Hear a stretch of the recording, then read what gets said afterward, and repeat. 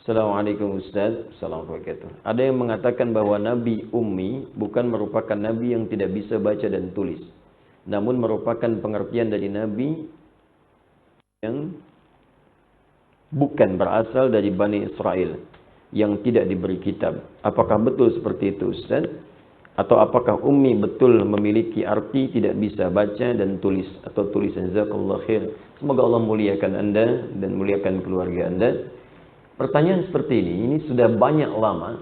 Ini warisan dari hal-hal syubhat-syubhat keraguan yang diresapkan oleh para orientalis di masa lalu. Ya. Pertanyaan ini, teman-teman sekalian, tidak pernah hadir.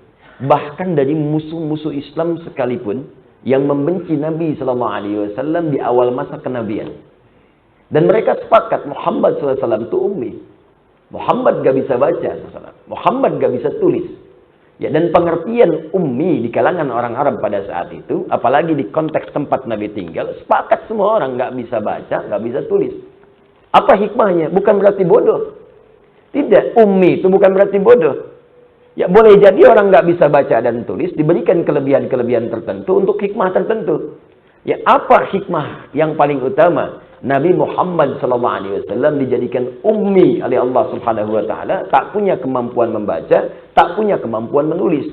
Di antara hikmah terbesarnya adalah supaya tidak ada tuduhan ketika Al-Qur'an diturunkan adalah bagian dari rekayasa dan hasil kreasi Nabi Muhammad SAW.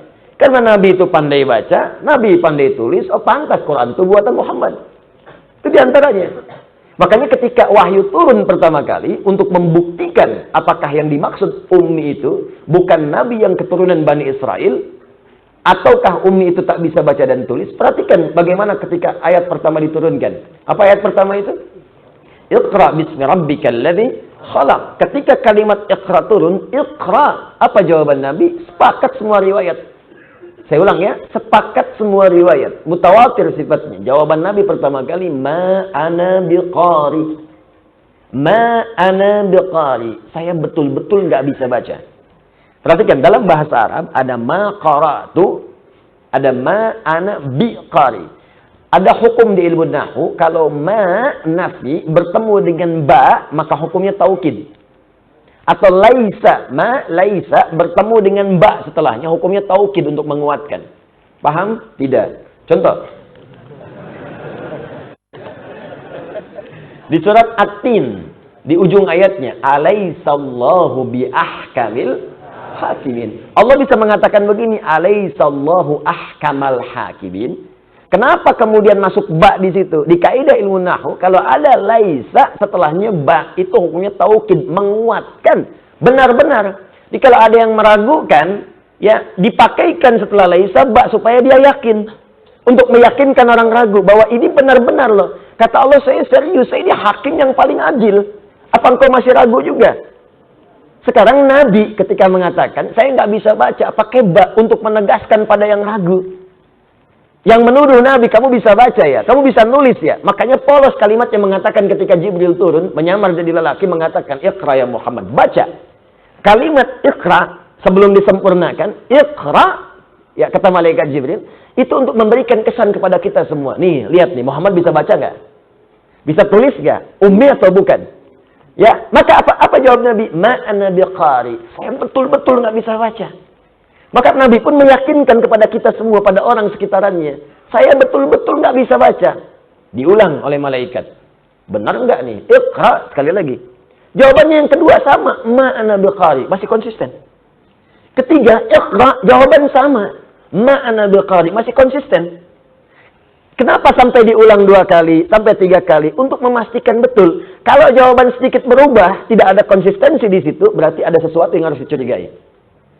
Iqra, ma ana biqari. Iqra, ya sedikit sih bisanya. Iqra, ya baiklah saya baca.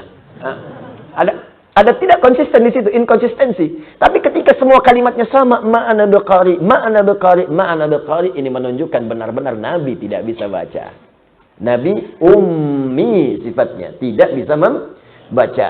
Karena itu kemudian turunlah kalimat lengkap sempurna. Iqra bismi rabbikal ladzi Muhammad baca ikuti bacaan ini yang akan saya bacakan, bukan karena engkau nggak bisa baca. Bukan karena engkau punya guru yang mengajarkan engkau membaca. Bukan karena engkau nggak pernah sekolah. Tapi bacakan itu, niatkan semua karena Allah yang menciptakan kamu saja begitu mudah. Apalagi membuat kamu bisa mengikuti bacaan.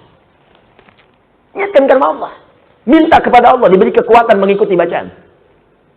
Membuat kamu saja, mencipta kamu begitu mudah. Ya, mencipta manusia itu kan luar biasa. Ya, kompleks unsur-unsurnya. Itu bagi Allah sangat mudah. Apalagi menjadikan kau bisa mengikuti bacaan, kata malaikat. Ya, Iqra bismi rabbikal ladzi khalaq. Khalaqal insana min Iqra wa rabbukal akram. Muhammad, baca karena Rabbu.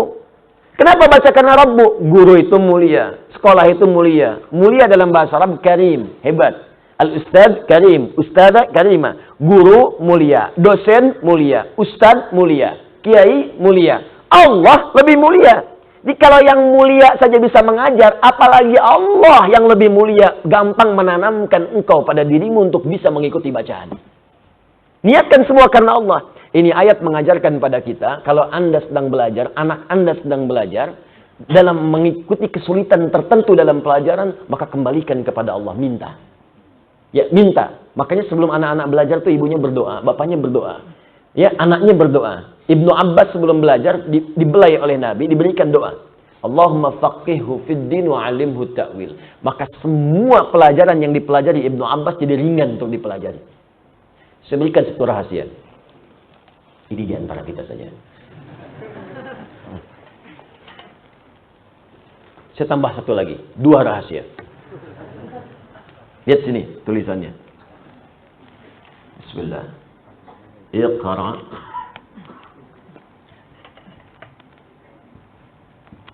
bismi rabbikal ladzi khalaq. Jazakallahu khair, Pak. Bismi rabbik.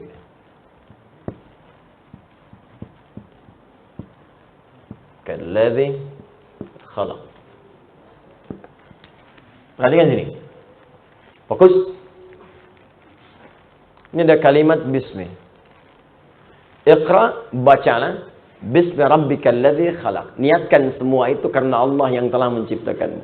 Maka Allah akan mudahkan semuanya. Sekarang perhatikan baik-baik. Saya bandingkan dengan kalimat bismillah. Bismillahirrahmanirrahim. Fokus. Bismi rabbik kita, Rabb itu siapa? Allah kan? Baik. Sekarang bismillah. Ini bismi rabbik, ini bismillah. Rabb adalah Allah. Satu nama di antara al-asma'ul husna. Ar-Rahman, Ar-Rahim, dan seterusnya. Sekarang perhatikan baik-baik. Kenapa ketika di sini banyak ada alifnya?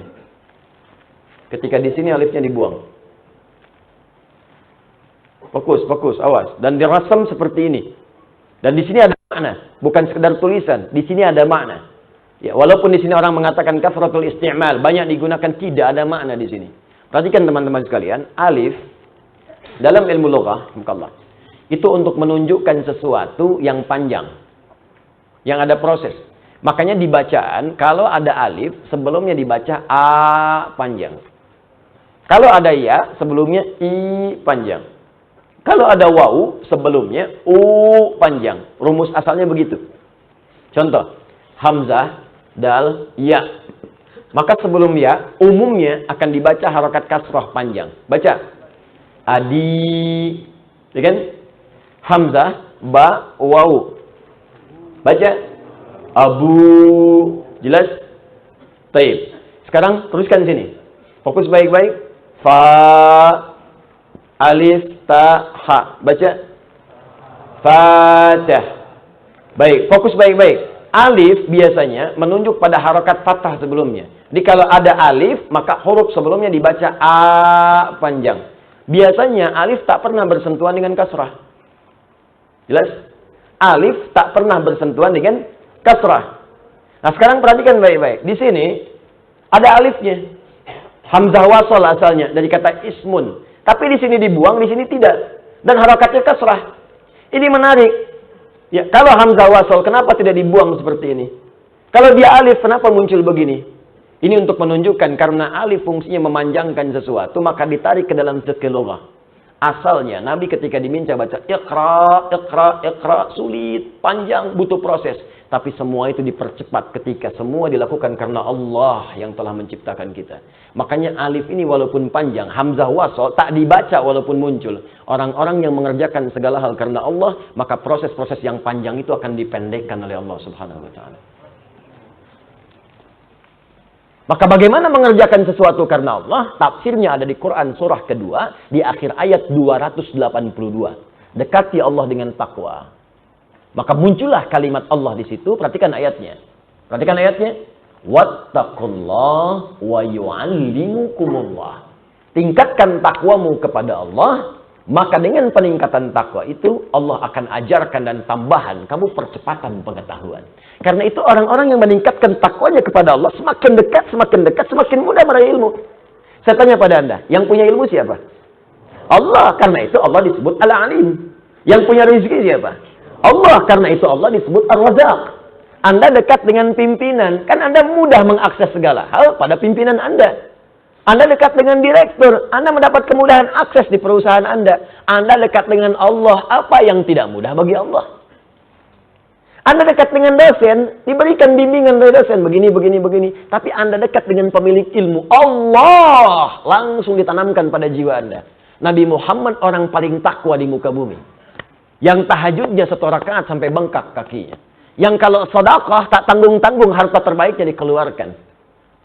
Lantas apa yang terjadi? Terjadilah percepatan pengetahuan. Bahkan ketika beliau kemudian setelah itu menerima wahyu, pengen cepat membacakan dengan lisannya.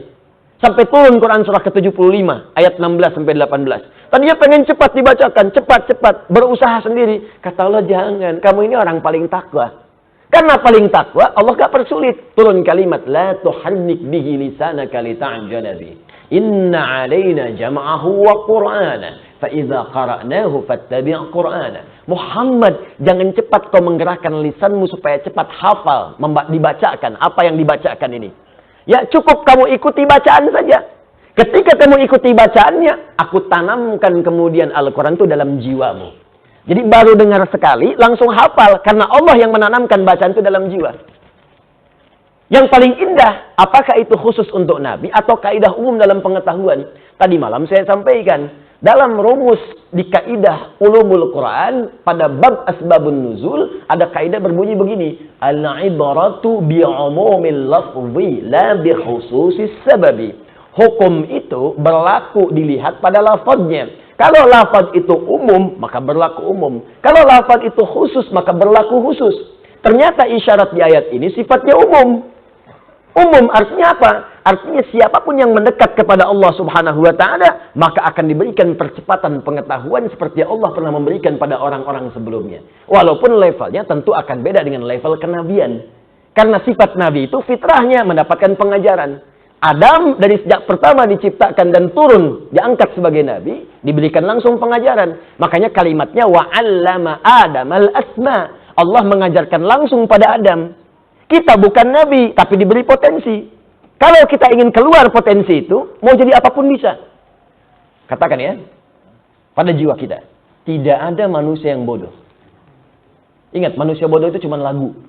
Gak ada manusia bodoh. Ingat baik-baik. Semua pintar. Karena dalam diri kita itu banyak potensi. Mau jadi ahli fisika bisa, ahli kimia bisa, ahli biologi bisa, sekaligus ahli kimia, ahli tafsir bisa. Ya, ahli kimia yang hafal Quran bisa. Ahli tafsir yang hafal hadis ada banyak, Pak. Tinggal maunya kita apa? Bisa dieksekusi. Caranya bagaimana? Ya belajar. Untuk mendapatkan percepatan dalam belajar itu dekati pemilik ilmu Allah. Nabi sudah kasih jalan. Bagaimana cara mendekati Allah? Salat tingkatkan. Hafalkan Quran. 2 aja. Ya, saya ingin berikan pesan penting. Ajarkan anak-anak kita 2 hal dari sejak dini. Pertama, salat untuk membangun kedekatan dengan Allah. Yang kedua, minta dia menghafal Quran. Untuk membuka pintu kecerdasan dalam otaknya. Ya, penghafal Quran itu sudahlah. Kalau menghafalnya benar, meningkat minimal 3 kali lipat kecerdasan pada jiwanya. Cepat itu, cepat. Ya, itu sudah di riset dari luar sudah ada. Riset terakhir menunjukkan bahwa kenapa penghafal Quran yang benar, banyak yang pintar. Karena Quran sendiri setidaknya punya 52.000 kosakata. Orang yang terlatih menghafal kosakata, maka semakin ringan dan encer otaknya untuk mendapatkan informasi yang lain. Gampang. Makanya orang-orang dulu pinternya nggak nanggung. Minimal 3 bidang ilmu. Sekarang cuma 1. Silakan cek Pak. Ahli kimia, biologi, fisika, bahkan dokter itu hafal Quran. Anda buka kitab, namanya Bidayatul Mujtahid, fi Nihayatil Muqtasid. Disingkat Bidayatul Mujtahid, karangan Ibnu Rushd. Itu kitab tentang fikih muqarin. Perbandingan pendapat-pendapat fikih. Apa hukumnya begini, menurut ulama ini begini, begini, begini. Dibandingkan di situ. Anda tahu siapa yang nulis? Dokter bedah. Dokter nulis kitab fikih. Kayak sangat menarik, Pak. Kenapa? Hafal Quran. Ya, dulu orang seperti itu. Hafalin Quran, ngapalin Quran, jadi ahli matematika, jadi ahli ini, ahli itu, dan sebagainya. Jadi banyak orang meriset ayat Al-Quran ketika dia menghafal bahkan. Nah, cuma kembali kepada awal tadi, bahwa Nabi disepakati dengan sejarah yang benar, berdasar dalil-dalil yang valid bahwa beliau itu ummi. Jadi kalau ada yang mengatakan ummi itu bukan itu. Ummi itu sebetulnya bukan dari kalangan Bani Israel. Itu adalah racun pengantar untuk membuat kita ragu pada Al-Quran. Tidak akan selesai sampai di situ. Nanti ada kalimat setelahnya. Oh, ternyata Muhammad bisa nulis. Muhammad bisa baca. Maka muncullah kemudian, itu Quran produk Muhammad. Karena produk butuh penyesuaian. Al-Quran produk sejarah. Karena produk sejarah mungkin berlaku pada hukum di masa lalu, tidak berlaku sekarang. Pernah dengar kalimat itu? Itulah kalimat-kalimat turunannya. Ya. Nanti kalau satu masa ingin belajar, nanti saya ajarkan. Saya belajar khatam setahun itu tentang Orientalism. Ya, setahun dengan tokoh-tokohnya dan sebagainya. Dan saat belajar, kemudian tokohnya masih hidup, itu biasanya kampus langsung mengundang tokohnya supaya langsung dilihatkan. Di pelajaran kita kemarin, pekan lalu, nih orang yang bicara nih. Gitu. Dan ternyata biasa-biasa aja, nggak pinter-pinter amat. Ya, pinteran si amat daripada dia. Ya. Benar, nggak pinter-pinter amat. Karena kenapa? Mereka kerjanya kerja kolektif. Kerja kolektif, kumpul bareng-bareng, ngeriset. Oh, ini di Quran ada gini, bagaimana cara membuat orang Islam ragu? Bikin bareng-bareng. Nah, kita kurang kerja kelompok itu masing-masing. Ya, bahkan mengelompok sendiri-sendiri. Pengajian aja kadang-kadang beda-beda. Setelah itu ribut sendiri. Ini nyalahkan ini, itu nyalahkan itu. Ya gimana kita bisa mengatasi persoalan yang kompleks kalau mengatasi diri sendiri aja belum mampu. Anda pengen nikahi putih orang lain, ngatur diri sendiri aja nggak bisa. Ya, Anda sekarang pengen bersatu, sementara diri sendiri merasa selalu benar. Ya, bagaimana kemudian kita bisa mewujudkan hal yang kita impikan? Gitu. Jadi biasakan sekarang, coba riset. Nanti bulan depan saya coba akan adakan kebiasaan untuk meriset itu. Ada masalah apa? Selesaikan. Apa nih yang sering disoal oleh orientalis? Ya, misal nih. Oh, saya tidak bisa mengakui hadis Nabi karena baru muncul 200 tahun setelah Nabinya wafat. Misal, gitu kan? Misal. Nah, itu pernyataan bodoh yang keluar dari orang yang paling bodoh. Ya, gampang. Menjawabnya gampang. Kalau ada orang berkata begitu, katakan, saya pun tidak mengakui Anda sebagai manusia. Karena Anda baru muncul jutaan tahun setelah Nabi Adam wafat. Siapa Anda? Dia katakan, saya kan punya nasab. Ada bapak saya, ada ibu saya, kakek saya, nenek saya, sampai terhubung ke Nabi Adam. Hadis pun punya nasab, disebut dengan sanad. Makanya ada silsilah. Anda mendapat hadis, baca dari kitabnya Al-Bukhari. Khairukum man ta'alamal Qur'ana wa 'allama. Imam Al-Bukhari nggak ujuk-ujuk langsung ada hadis karena nggak pernah ketemu Nabi. Maka diterima dari Hajjaj bin Minhal. Hajjaj bin Minhal menerima dari Syu'bah. Syu'bah menerima dari Alqamah bin Marthad. Alqamah bin Marthad menerima dari Sa'ad bin Ubaidah. Sa'ad bin Ubaidah menerima dari Utsman bin Affan dan Ali bin Abi Thalib. Keduanya menerima dari Rasulullah SAW. Semasa itu namanya sanad, Joni. Betul. Paham? Nah, itu udah banyak muncul sebelumnya. Nah, itu dijawab oleh kita sampai tuntas. Sampai nanti nggak ada isu lagi itu di kemudian hari.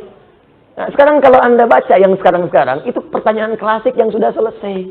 Cuman orang sekarang nggak belajar jawaban-jawaban orang masa lalu. Sehingga kadang-kadang cepat kaget, gampang kagum. Kaget, kagum. Ini ikut-ikutan nggak sholat. Ikut-ikutan nggak puasa. Adannya salah di masjid kosong, tempat ibadah lain adan.